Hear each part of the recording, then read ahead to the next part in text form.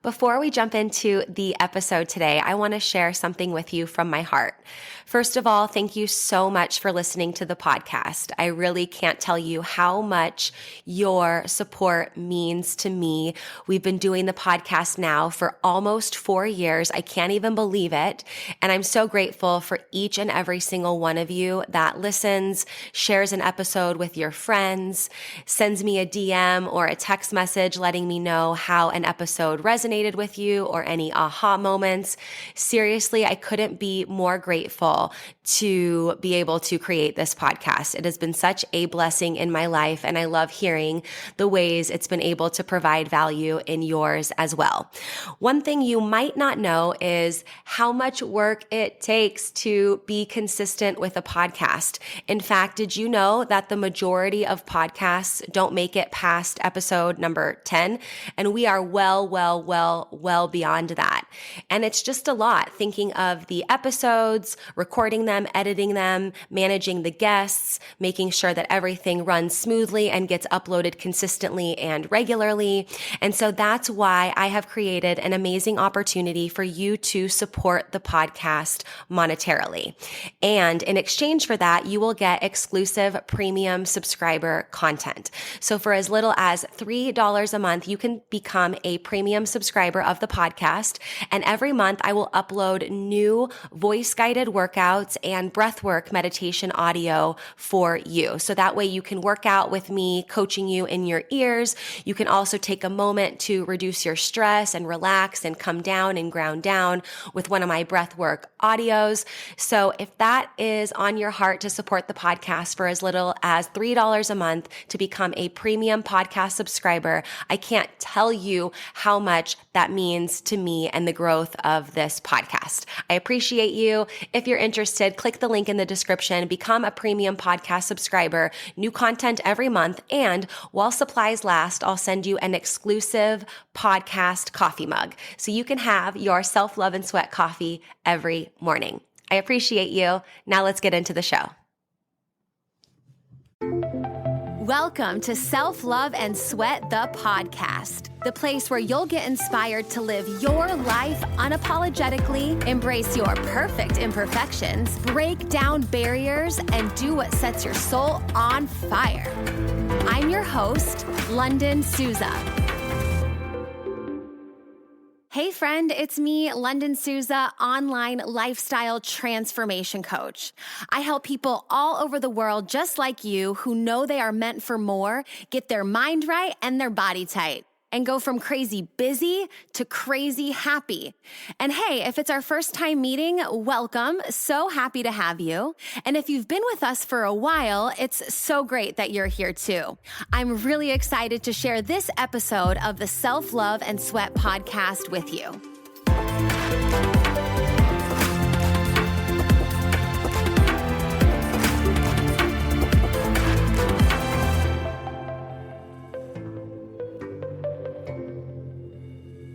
How I got started running and the impact that running has made in my life, along with all of the crazy, ridiculous, and sometimes painful running stories. That's what I want to talk to you guys about today, and that's what I want to share with you guys today, because running has been a very, very powerful tool in my life, not just in my physical fitness, but in my personal life and in my life overall. There have been so many lessons I have learned through running and while running that have just made a profound impact in my life. So we're not going to be talking about running mechanics or foot strike or anything like that. Or, you guys ask too, like, should I run before my strength training or after?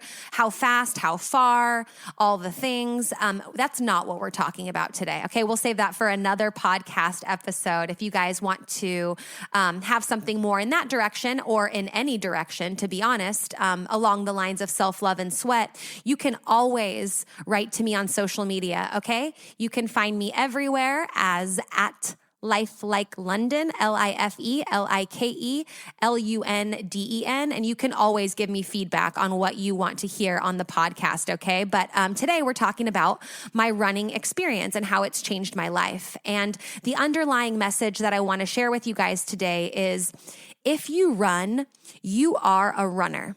Okay, so many people say things like, yeah, I'm not a runner. I just run around, my neighborhood. Or, yeah, I signed up for a half marathon in summer, but I'm not a runner or anything. So I just, it's like this disclaimer always that, oh, I'm not a runner. I'm not a runner. I'm not a runner. Because I feel like, at least in my experience with the people I've worked with and the people that I've come in contact with who have said this, it's like, you almost don't want to claim to be a runner, because then there's this, this magical number and this magical pace and this magical distance that you have to hit in order to be this runner, which doesn't exist. And that is totally made up. But, sometimes I think people feel like, oh, I don't want to say that I'm a runner because I'm not very fast. I haven't done a ton of races. I haven't, ever done a marathon or whatever. And disclaimer, I've never done a marathon. Okay. I've only done 5 half marathons, and I'm going to share those experiences with you, and countless 5Ks and countless 10Ks. But here's the thing, friends, is there's no amount of races. There's not a certain pace, and there's not a certain distance that you need to cross in order to be considered a runner, or in order to become a runner. Okay? Seriously, because I hear that all the time, and I just feel like it needs to go. It needs to go. Okay. So if you like to run and you're running on a regular basis and you're maybe training for a race or whatever, you're a runner. Okay. You're running. You're a runner. Okay. There's not a magical milestone that you need to pass or a certain certificate that you need to get that's going to make you a runner. All right. So we're going to start there. If you run, you are a runner. So growing up, my first experience with running actually wasn't me, but it was my mom. So my mom, she still runs, and she would run, on a regular basis when I was younger too, and lived in the house and things like that. And I remember that she would go running with a group of women. One she would go with on a regular basis, and then she had a group of women that would come sometimes too. Sometimes they'd be a smaller group, sometimes they'd be a bigger group, and they'd go running together throughout the week, and sometimes longer runs on the weekends. And I remember asking my mom sometimes hey, can I come with you? Can I go running with you? And sometimes she would say no, but sometimes she would say yes. And I'd get on my bike next to her because I wasn't, I was small and I wasn't fast enough to keep up with her. So I would ride my bike next to her sometimes, and she would run. And now, talking about this, I'm like, oh, that was really nice, because now I understand. I'm not a mom, but I understand the need for everybody to have, their workout time and their time for themselves and their time to kind of get away. And so I'm sure that she was, going for a run to break a sweat and have her time, to get away from me and my brother and my dad and stuff like that. So I'm very thankful for that time to be able to spend with her. And so that's kind of was my first experience, or that I can remember when I think about running. And then in junior high and high school, I did sports, and I played soccer. So that was a lot of running, and I played softball too. And I did cheerleading as well. I did a variety of different sports. So I was really active. And then in a lot of those sports, you have to run. Either in soccer, of course you have to run, but then in a lot of those sports, you run for conditioning, to get fitter and stronger and to perform that sport better. So I for sure ran. I just wasn't running a lot in those sports, let's say only running for the sake of running. But one year I did do track. I did run track in high school for one season. And just to be honest, it was because it was off season from my other sports, and I didn't want to have to go back into regular PE. So in America, and even in my high school, I should say in California, you don't have to do normal PE, normal physical education, if you play a sport. So if you play a sport and that sport is in season, then your practice for that sport is considered your PE. So there was one time where it was down season, and I didn't want to go into regular PE. So I was like, oh, I'll do track. And so I did run the 800 meter in track. I don't want to say I didn't like it. I mean, it wasn't my favorite thing in the world, but I had a lot of friends there, and we were running together. I ran the 800 meter, which is If you guys know track, it's like such an intense race. It's 2 laps around the track. You're basically going super, super fast. And at the end, I always would feel like my heart was beating in my brain and I could barely catch my breath, but it was fun nonetheless. But I just did it for a season, not because I was like super excited or a fanatic about running, like some other people were who were really training to get to that next level. I wasn't. I was doing track to get out of PE, straight up. So after high school, I went into college, and I didn't play sports in college. I didn't take sports that seriously in college. So to play sports at a college level in America, you have to be super, super good. And I was good at, some sports, but I just didn't train hard enough and didn't take it seriously enough. And quite frankly, just didn't want it. So I didn't go into play in the college level. And so I remember being in my apartment in college.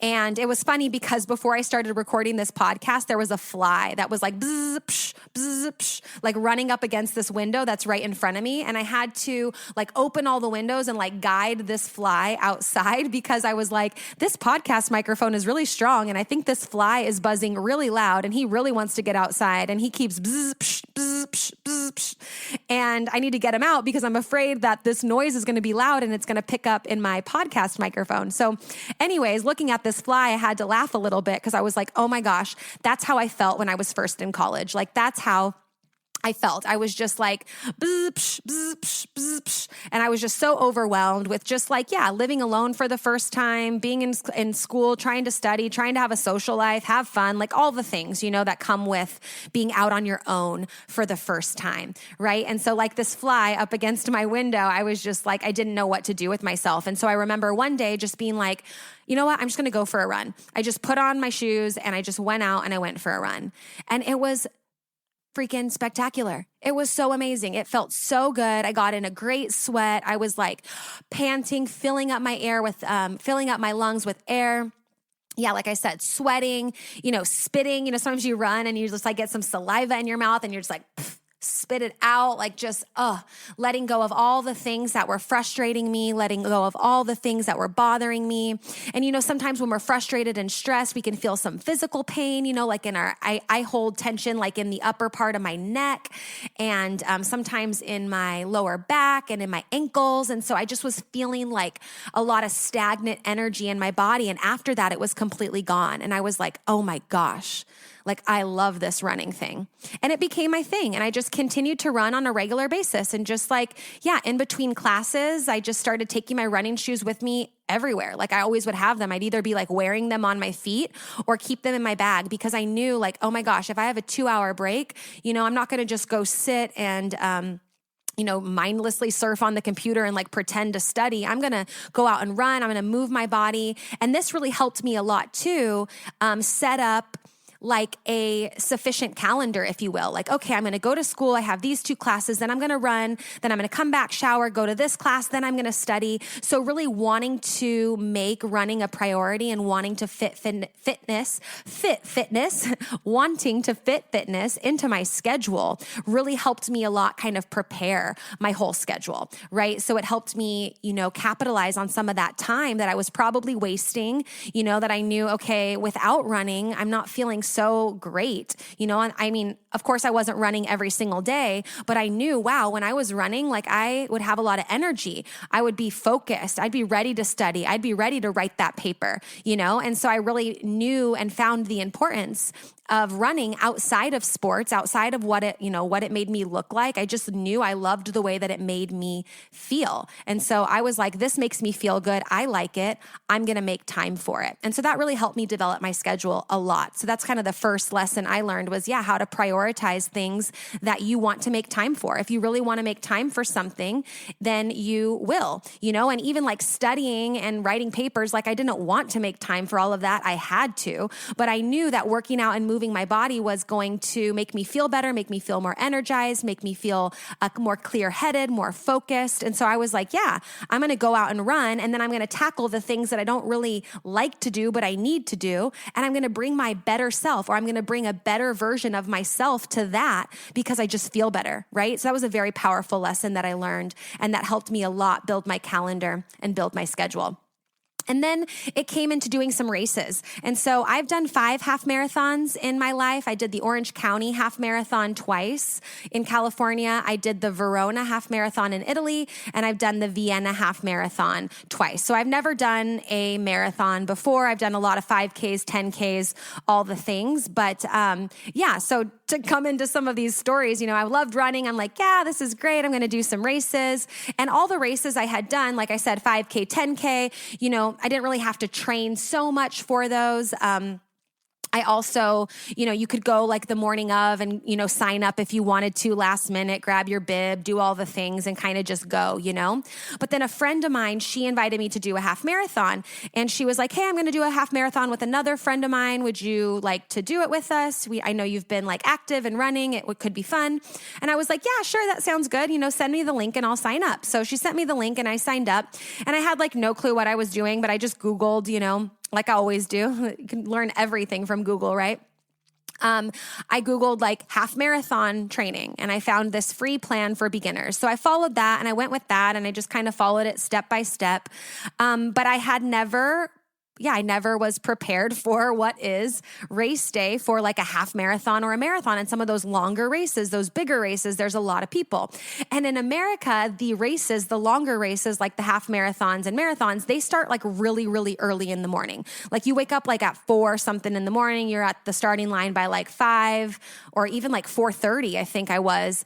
And then, race starts like at 5:30 or 6 or whatever, because they want the race to be done and over by the time, people wake up and start to drive their cars and stuff. They don't want to have to block off roads for too long and all that type of thing. So that's how the races, unbeknownst to me at the time, how they started. And so the day before the race, I'm like, oh yeah, I'm going to go to the expo. I'm going to go get, all the things that I need, for the race, like my bib and all that stuff. And then I like look at all the expo booths, they have all the things. And I'm like, oh, do I need these gels? Do I need this belt? Do I need like this thing here, this gadget or this? And so of course, everybody at the expo, they're like, yeah, you need this special belt. It holds your gels. And then you can put your water bottles there too. It's called a hydration belt. And then they're like, yes, and these gels, they're amazing. You just, open it up and squirt it in your mouth. And then you get the energy boost that you need. And you move forward along your race, faster, stronger, better. I feel like I could do a a commercial for all those products. But yeah, so I get these, right? I'm like, yeah, okay, cool, sold. I need this. I didn't know what I needed. I didn't have a checklist or anything. And so I got the hydration belt, I got the gels, and I was like, got my bag with all my number and all the things that I needed. And I was like, okay, let's go. So then the next morning I wake up, and it was like super early. Like I said, 4:30 in the morning. I'm like grabbing all of my stuff together, whatever. So then I get to the place. So you drive to the finish line with your car, and then a bus takes you to the starting line. So then you can, of course, run from the start to the finish, and then your car is there waiting for you. And so I get there, and I'm like in my car grabbing my stuff, my number nowhere to be found, left my number at home, like full on left my bib out of the bag at home. So I'm like, oh my gosh, panic mode. What do I do? So then I'm like, okay, just grab all your stuff. So it was early in the morning, kind of cold. So I had like layers of clothing on, and then I like put my belt on, put the gels in, all the things. And I like get out frantically, and I'm like looking all over for the first person that I think works there, which she did. But it was like 4:30 in the morning, so you couldn't see anything. It's hard to tell a runner from a worker. Everybody's just looking like, tired and in themselves and preparing for the race or whatever. And I remember telling the lady like, oh my gosh, I don't know what to do. I forgot my number. I signed up. I swear I have the email confirmation. Like I swear I signed up, but like, I just can't find the paper, and now I can't drive back home and make it back here in time. I don't know what to do. Oh my gosh, blah, blah, blah. And she was just like, okay, well, like, it's 4:30 in the morning, sweetheart, and there's like nothing I can do. The bibs are not being given out the morning of the race, but at the same time, like I believe that you are registered for it. It's not ideal to not have a bib when you're running and not be tracked. We're not letting people, who don't register just run, but like, go ahead, sweetie, like it's fine. You won't have an official time, but like track yourself, whatever. It's all good. So I was like, okay, I can do this. And I just remember being like so overwhelmed and so frantic at like 4:30, 5 o'clock in the morning. with my hydration belt, all the gels, all the things, right? And then Emily gets there. She's the friend who I am running the half marathon with. She was actually a friend of a friend, and I had never met her before. So we had just been talking on the phone and text messages or whatever. And then she gets there and I'm like, oh my God, Emily, what do you think? Do you think they're going to kick me out? Do I don't have the racing number. I have the belt. I have all this. I have this and this and this. And she's like, it's okay. I don't know. I'm just running the race like you are. So here I am, like in full panic mode. So we start the race and we go through the race and everything. It's a beautiful route, beautiful day. The Orange County half marathon route is like so amazing. But then it's like, here comes this hydration belt that I've never used before. So I'm like trying to pull the water bottles out. I like drop it on the ground. I like fumble it all over the place. I never, ran and took a drink before and then put the bottle back in my belt. So I had no clue what I was doing. Then I'm like eating these gels that are like, not the best tasting things in the world. And maybe had I had some time to like try them out and like test out which ones I liked or whatever, things would be different. And I remember at one point just like taking off the belt and throwing it. I just got rid of it. I was like, no, I can't, I don't know how to use this. I don't know what I'm doing. I remember trying to carry it for a while. So like I took the belt off and I was like carrying it. And then I had my phone, which was tracking my race in one hand. I didn't even have it like in an armband or anything. And I have the belt in the other. And I was like, you know what, forget this. Like threw that to the side. And then I finished. And nobody kicked me out of the race. I didn't have an official time. I still to this day don't really know what my official time was. But it was just a lesson in being prepared. Being prepared ahead of time.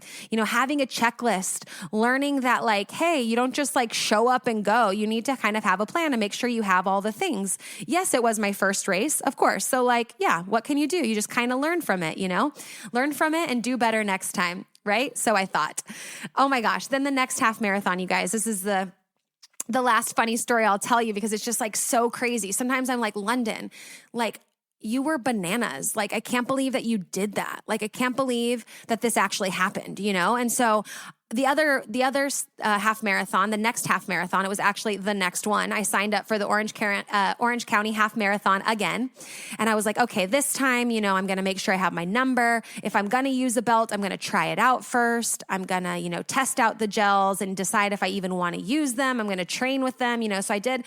I had much more of a better plan, much more of a clear plan, let's say. So I thought. So I signed up for that race, whatever. And then I ended up hurting my back. And I'll actually do probably a whole podcast episode on that topic because that was a intense time in my life. I fell in a grocery store and I compressed my spine and I couldn't really walk for like 6 weeks. Like I could walk. I wasn't like bedridden, but I had to hold on to things. And I was in the chiropractor and in the massage, the massage therapist's office, like every single week, just trying to work through what happened. I'd fallen. And just doing the physical therapy, doing all the things to get better, right? And then as soon as the doctor gave me like the clear to like start working out again and kind of start into things slowly, you would have thought that I was like, okay, let's do some stretching and some yoga and like body weight stuff and just take it easy.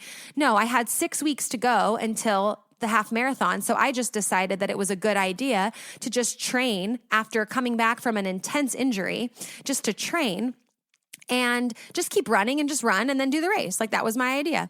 So then I decided that that's the route I was going to go. And so I just started running and I didn't have a plan for that last 6 weeks because I wasn't I wasn't fit enough to just jump in at week 6 of that plan, which should have been a clear sign to say, hey, Lunden, you probably should cancel this race and just sign up for another one. Let your body get better, but I didn't. I was like, okay, I'm just going to run for 6 weeks, like 4 or 5 days a week. I'm just going to try to get a longer run in on the weekends and I'm just going to go for it. So the morning of that race, I had everything I needed, luckily that time, but I just decided for one reason or another that I was going to try a new pair of shoes that day. Not a brand new pair of shoes, but like a pair of shoes that I had run in a few times before. I just decided, okay, I'm going to run in those shoes today.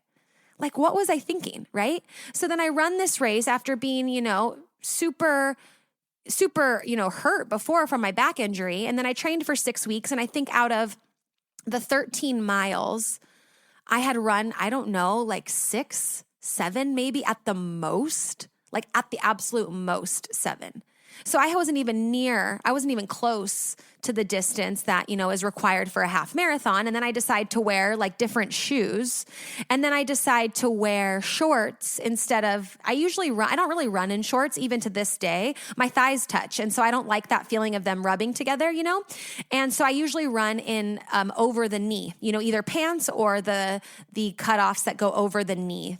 I don't even know what they're called, like leggings, right? Not the long leggings, but the over the knee leggings, right? I usually run in those. But that day I was like, oh, it's supposed to be hot today. I'm going to run in shorts. So I crossed the finish line, in severe pain because first of all, it was just way too physically demanding for just coming out of a back injury. My feet were on fire because I ran in shoes that I had never run long distance in before. And my thighs chafed until they bled. And I crossed the finish line and my really good friend Bethany was waiting for me at the end. And she was like, Lunden, did you start your period? And I looked down, I'm like, no. And so I was like, I don't think so, but there was blood all the way down my inner thighs. So I ran to the bathroom and sure enough, it was just these cuts and rubs on my skin. So I chafed, I wore the wrong shoes, and I should not have done that race. I should not have done that race. And after that, for another week and a half, 2 weeks, it was really hard for me to walk. My feet were hurting, my ankles, my calves, just my whole body because I was not prepared to run such a long race. If I would have trained properly and not been injured, that would have been a whole different story, right? So there again, I learned the importance of preparing. I learned the importance of saying no to something if you know that it's not the right decision, especially when it comes to physical stuff or things for our body. It's just you have to learn to, oftentimes the hard way. We have to learn to tune in and listen to our bodies and say, hey, you know what? I had a back injury or I didn't make enough time to train. And so it's not going to be in my best interest to just jump on a starting line and go. It's different if I was not injured and I was just okay, I have 6 weeks out. I'm just going to try it, but my body was just under so much trauma from that injury. And then on top of that, doing what I did. And now I just kind of look at it, think about it, talk about it. And I'm just wow. Just laughing, just at myself, just oh my gosh, but then at the same time, being thankful for those learnings, being thankful for those times. You can best believe, or you better believe that now when every time I do a race, I'm okay, where's the number? Where's the chip? Okay, where's my shoes? Are these the shoes I've been training in? Are these the shoes? Are these the one? And really making sure that I'm checking my gear, that I'm training in my gear, that I'm checking to see okay, do these pants rub weird? Does this tank top rub weird? I want to make sure that I'm not uncomfortable or something's not hurting or, just not the way that I trained on race day. You want to try to prepare yourself your absolute best come race day. And I just was not doing that. I was just kind of forget it. I'm just going to go for it. Do I have what I need? Go, go, go, fast, fast, fast. Don't prepare, and those are just some crazy stories. But lo and behold, I made it through that. I've done a few half marathons after that, had some knee injuries here and there, or knee pain just from a variety of reasons, but I had some issues with my right knee that stopped me or had me walk and kind of go slow in some of my half marathons and other races where I had maybe some ambitious goals. But nonetheless, I'm still running. I still love to run. I still get that same feeling every time I go out for a run. Even if I'm not feeling it before, I'm feeling it after. That good feeling after a run where you just get a good sweat, where you can really just let things go and you can just really shake things off. That's been really powerful for me with running. And hey, at the same time, there's been so many people who have said to me yeah, Lunden, I want to start working out with you, especially when I was doing more personal training. Now I don't do really any personal training, but when I was doing more of that, people would say yeah, Lunden, I want to work out with you, but I don't want to run. I don't like to run. I don't want to run. And I'm always you don't have to run. Running was just the way that I got started. And that was my, that was the way that I kind of got in. That was my slope where it was kind of like the snowball that, gets bigger and goes, gains the momentum. Does that even make sense? You know what I mean? Like that was my catalyst. That was the thing that like pushed me into that world of fitness and to feeling, to finding what fitness makes you feel like and just loving that. But that doesn't have to be running, you know? I know if you're listening to this, maybe you're a runner, you like to run, you've done some races, whatever, and you're like, oh, nobody could take that running away from me. And that's really how I feel. But if you're like, hey, you know what? Running's not for me. I tried it. I don't get that feeling. I don't like it. Don't beat yourself up over that. Okay. Find something that you like and that makes you feel good. Find something that you can train for, that you can get excited about, that you can set milestones and goals for, right? And always look for that deeper meaning when it comes to your workouts and when it comes to fitness, like I do with running. You know, what barriers are you going to break down in your next workout and your next run? What feelings are you going to work through or maybe shake out? You know, what are you going to think about or what are you going to not think about during your workout? You know, what audiobooks can you listen to and, you know, get motivated and inspired by while I'm in my run? You know, that takes me to new levels too. I'm like moving my body, listening to a good audiobook, listening to a good podcast, sweating. And then at the end, I'm just like, yes, you know, I found sometimes the words through a run, you know, like if I'm running and I'm like, I don't know how to talk to this person. I don't know, you know, what I should say or how should I approach this, you know, and sometimes I just think about it and meditate on it while I'm running. And it'll come to me and I'm like, oh yeah, maybe you can say it this way, or let's think about it this way, you know? So then I can really use running as a tool to take a step back and say, hey, you know, is this really what you want to say? Is this really how you want to communicate? Let's run it out. Let's think about it. And then let's come back to the drawing board there. So running has completely changed my life. I love it. And I go through phases too, where I'm running like really consistently and frequently, especially if I'm training for a half marathon. But if not, it's just kind of like, okay, a 5K, you know, 3 to 5 mornings a week. And then sometimes I go through phases where I'm just like, oh, I just run on the weekends. Like I want to do one long run on Saturday and the rest of the week I'm doing something different, whether it's, you know, dancing or biking or lifting weights or body weight training or yoga or whatever, you know, and I just really go through phases. But running has always been really powerful in my life. And it's one of those things that I know I can always come back to whenever I, you know, if I've been sick or have taken a break from training or like one reason or another. Whenever I get back into the swing of things, for me, that's running. So it's like if I haven't done much or I was sick and I need to take it easy, I just get outside and just do a nice and easy jog. And that's like my comeback workout too. You know, it was my first workout, like my come in workout when I first started my fitness journey. And then I had all these crazy, you know, races and experiences. And then also a lot of really awesome experiences too. You know, running is so great, like running with people and having great conversations with them, running and exploring the world has been really powerful in my life. You know, I love to travel and I love to go for runs and kind of map out where some of the sites are within running distance and do a round and kind of explore the world that way.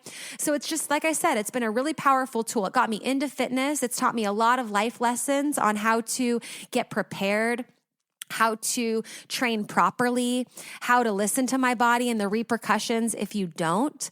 It's also, yeah, like I said, helped me through a lot of tough times. It's helped me get to know some cool people through running, you know, through running communities and through races and things like that. It's just something that will never, ever, ever leave my side. Like I can't imagine not running, you know? And it's funny because actually I didn't train for the Vienna Half Marathon this year. I had done it the last 2 years. Just for one reason or another, I just didn't train for it. I didn't sign up for it. I was going to do the 10K, but not the full half marathon. So I wasn't really training during the winter as I normally would. I'll usually train like a lot of December and January, February, and then the race is usually in April. So I usually get my mileage a lot in the winter because, yeah, I like to keep moving and, you know, stay fit until you know, the weather warms up and then people start running, you know, at that time. So I like to really usually run through the winter. But this winter I didn't because I didn't sign up for that race for one reason or another. And now because of, you know, the COVID-19 situation, it was actually canceled. Which is like no big deal either way. Sometimes you train for something and something gets canceled or plans change for sure. So over the winter time, I wasn't really running too much. And, maybe, you know, every couple weeks or so. And then coming into early this year, I started running a bit more. And I just share this with you because, like I said, if you run, you're a runner.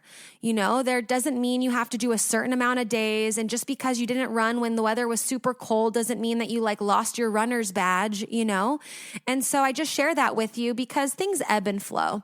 And you might find something interesting for a while, and then you might want to try something new and then come back to that again, and just kind of go from there. So that's kind of how I got started running and some running experiences from my end. And just remember that if you run, you are a runner, and nobody can take that away from you. Thank you so much for listening to this episode of Self-Love and Sweat, the podcast. Hey, do me a favor. Wherever you're listening to this podcast, give us a review. This really helps a lot. And share this with a friend. I'm only one person, and with your help, we can really spread the message of self-love and sweat and change more lives all around the world. I'm Lunden Souza, reminding you that you deserve a life full of passion, presence, and purpose, fueled by self-love and sweat.